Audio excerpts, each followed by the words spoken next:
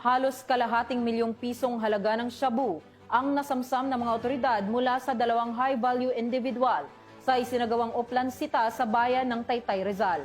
Nakatutok diyan si Patrolwoman Jevi Marie Mafoso. Ito ng Taytay Municipal Police Station ang dalawang high-value individual sa illegal na droga sa isinagawang oplansita sa Barangay Santa Ana, Taytay, Rizal. Ayon sa pulisya, pinara ng mga rumisponding pulis ang motorsiklong sakay ng dalawang lalaki.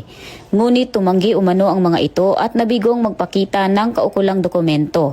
Sa body search na recover mula sa mga suspect na sina alias Mike, 25, at Elmert, 42, kapwa residente ng Halahala, Rizal, ang tatlong sachet ng hinihinalang shabu na tumitimbang ng 80 gram na tinatayang nagkakahalaga ng 544,000. Ang matagumpay na operasyon ay bahagi ng tuloy-tuloy na kampanya ng Rizal Police Provincial Office sa pangunguna ni Police Colonel Filoteo E. Gonzalgo, Acting Provincial Director ng Rizal PPO, laban sa kriminalidad at iligal na droga sa buong lalawigan. Mula dito sa Calabarzon, ako ang inyong Police News Network Correspondent, Patrolwoman Jevi Marie Famoso, alagad ng batas, tagataguyod ng Balitang Pulis.